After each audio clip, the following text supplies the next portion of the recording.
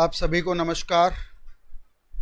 SSC ने notification अपनी कहे डेट पर दे दिया है और उसी से रिलेटेड मैं आपसे कुछ बातचीत करने के लिए आया हूँ।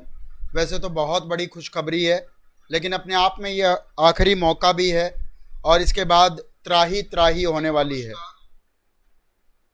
त्राही त्राही क्यों होने वाली है, क्या है, इस वीडियो के अंदर हम बात करेंगे। जो आज का नोटिफिकेशन आया है उसके अंदर क्या क्या बातचीत है, साथ में कौन कौन सी चीज़ें इसमें अधूरी रह गई हैं, कौन कौन से पेंडिंग इश्यूज़ है और जो पेंडिंग इश्यूज़ है उसको हमने आगे चलकर किस तरह से आंदोलित करना है, कैसे ट्विटर या मेल के थ्रू मांग करनी है।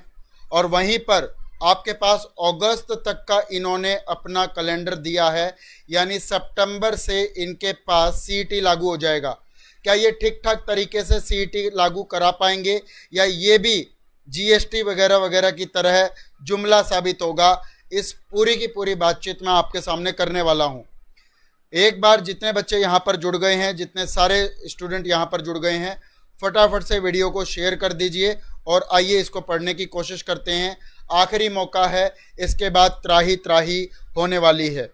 एसएससी ने आज एसएससी सीजीएल 2020, सीएचएसएल 2020, एमटीएस 2020 और स्टेनो 2020 के नोटिफिकेशन कब आएगा, कब तक फॉर्म भरे जाएंगे और कब कब इनका एग्जामिनेशन होगा, इसके बारे में तो डेट डिसाइड कर दी है। लेकिन ये सारे के सारे नतीजे इस बात पर थे कि हमारा जो स्पीकअप आंदोलन था वो बहुत तेज़ी से बढ़ा, उसके ऊपर बात हुई और राष्ट्रीय बेरोजगार दिवस मनाने का ये फ़ायदा हमें मिला है कि आज हमें ये डेट मिल गई है। लेकिन क्या ये डेट अपने आप में सार्थक है, जिस तरह की डेट्स आपके पास आई है? वैसे तो सारे बच्चे अब तक डेट से वाकिफ़ हो चुके होंगे, फिर भी अगर नहीं हुए हैं तो ये मेरे पीछे आपको ये सारी चीज़ें दिखाई दे रही है। इसी के साथ आपके पास सीएचएसएल सीजीएल या सीजीएल के लिए 2020। अब यहाँ पर कई बच्चों के इश्यूज आ रहे हैं कि जब 12वें महीने में तुम फॉर्म भरवा रहे हो तो 5वें महीने में जाके एग्ज़ाम क्यों ले रहे हो? 2 या ढाई महीने के अंदर एग्ज़ाम लेके ख़त्म कीजिए। और जब 2018 वालों का अभी तक टीयर 4 नहीं हुआ है, 2019 वालों का टीयर 3 का रिजल्ट नहीं आया है, तो ऐसे में सीएचएसएल वालों की टाइपिंग का इशू आया हुआ है और कई सारे बच्चों को एज रिकॉर्डिंग इशू आया हुआ है। तो क्या वो अपनी एज को 1 जनवरी 2020 या 1 अगस्त 2020 से मांगेंगे या 1 अगस्त 2021 ले जाएंगे? तो ऐसे में तो कितने सारे बच्चे जो 2-2, 3-3 साल से तैयारी कर रहे हैं वो तो पिछड़ जाएंगे। इस बार एसएससी ने ना एज रिकॉर्डिंग के बारे में बताया, ना वैकेंसी कितनी है, कौन सी पोस्ट पर कितनी चीज़ें हैं, इसके बारे में कुछ भी चीज़ें नहीं बताई गई है। साथ ही साथ एसएससी सीएचएसएल 2018 की टाइपिंग कब होगी, इसके बारे में कोई सूचना नहीं है। 2018 के बाद वाले टीयर 4 वालों के लिए 19 वालों का टीयर 4 कब होगा, टीयर 3 तक की डेट दे दी है। तो ऐसे में मुझे लगता है कि ये अपने आप में बच्चों को शांत करने का, समझाने बुझाने का एक तरीका है। इसके पीछे कोई बहुत कॉन्क्रीट मेंटेशन या सोच विचार कंसिडरेशन नहीं हुआ है। क्यों सब कुछ दांव पर लगाने का अब समय आ गया है? जो लोग पिछले 2-3 साल से तैयारी कर रहे हैं, जी हाँ, उनके लिए अब आखिरी मौका है, क्योंकि सीईटी के बाद आपकी प्रिपरेशन की वैल्यू कितनी रह जाएगी ये तो सीईटी का सिलेबस बताएगा। मैं कुछ आपके सामने सीईटी के बारे में जो इस समय दुनिया भर के सस्पेंस जो लग रहे हैं छात्रों के बीच में, उसकी एक छोटी सी झलक दिखाना चाहता हूं। कल जो खबर आई कि सीईटी आपके पास सितंबर 2021 से लागू होगा, तो इसका मतलब सीईटी भी कहीं ना कहीं एक जुमला साबित ना हो जाए। इस बात को मैं एक बार प्रूव करके दिखाता हूं, आखिर मैं ऐसा क्यों कह रहा हूं। सीईटी 1 और सीईटी 2, मान लीजिए सरकार अगले साल 2 सीईटी लेती है शुरू में। सीईटी 1 जो होता है वो सितंबर 2021 में और सीईटी 2 जो होता है वो होता है मार्च 2022 में। 6 महीने के अंतराल में अगला सीईटी हो जाएगा। जो टोटल वैकेंसी आती है, मान लीजिए सीईटी 1 में 20,000 वैकेंसी आती है और सीईटी 2 में 5,000 वैकेंसी आती है।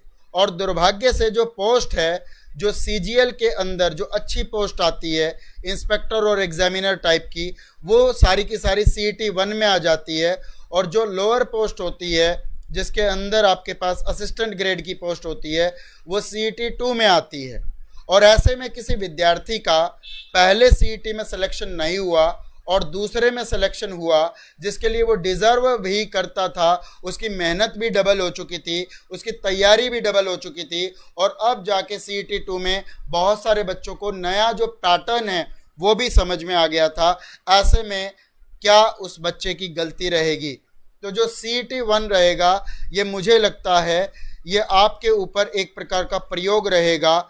जिस तरीके से बिजनेसमैन को जीएसटी ने मार डाला, किसानों को पीटीसी जो farmer produce trade and commerce act आया है उसने मार डाला, तो कहीं छात्रों को सीईटी ना ले डूबे, ऐसी मंशा, ऐसी जो संदेह है, शक है, इस तरह के शक संदेह जा रहे हैं।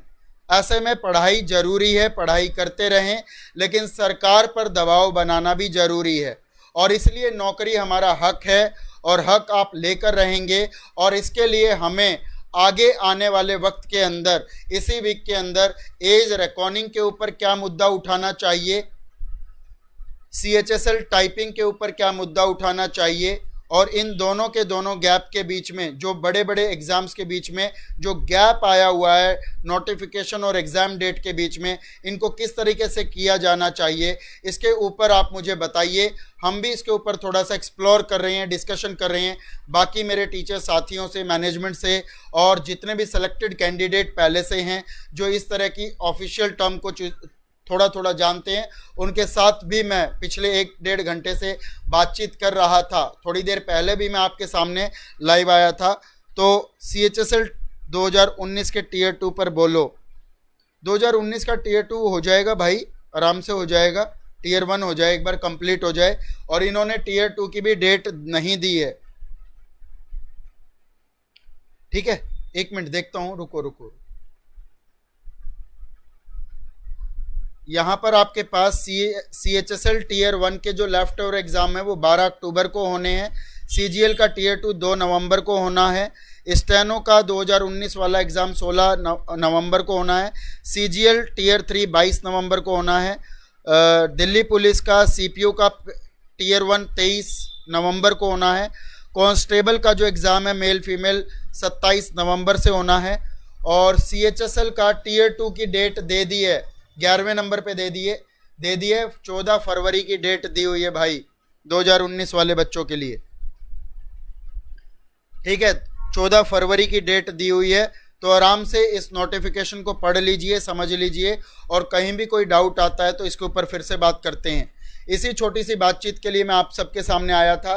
टीयर 1 टीयर 2 के लेवल पर तैयारी करिए, क्योंकि आगे आने वाला वक्त सीईटी 1 सीईटी 2 टाइप के आने वाला है।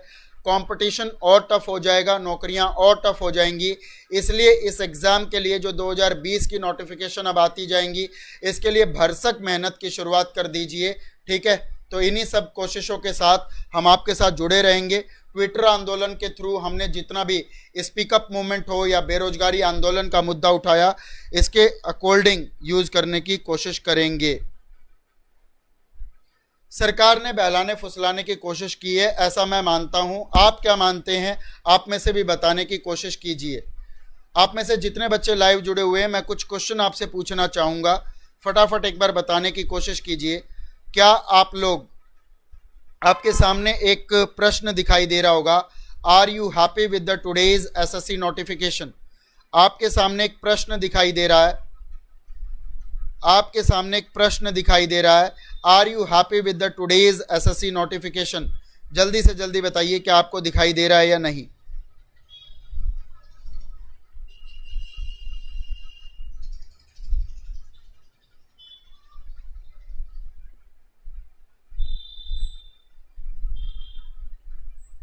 चलिए, और उसी के बाद एक क्वेश्चन जो मैं पूछना चाहता हूं, क्या आपको लग रहा है, is the gap between the notification and exam date relevant? क्या जो नोटिफिकेशन की डेट दी गई है और एग्जाम की जो बार बार डेट दी जा रही है, उनके बीच का जो गैप है, क्या आपको बहुत ज़्यादा नहीं लग रहा है? और या फिर मैं अगला इशू आपसे पूछने की कोशिश करूं, अगला इशू आपसे पूछने की कोशिश करूं, क्या आपको नहीं लग रहा है कि what are the pending issues, और क्या क्या पेंडिंग इश्यूज बच गए हैं, कौन कौन से ऐसे पेंडिंग इश्यूज हैं जो आपको लगते हैं, जरूर से जरूर कमेंट बॉक्स में लिखिए। आप लोग एक बार मेरे साथ जुड़े, इस चीज़ के लिए बहुत बहुत धन्यवाद, थैंक यू सो मच। फिर मिलते हैं कुछ नई बात लेकर, और आगे क्या करना, आगे की स्ट्रैटेजी, आगे की चीज़ें क्या रहेंगी। शुक्रिया।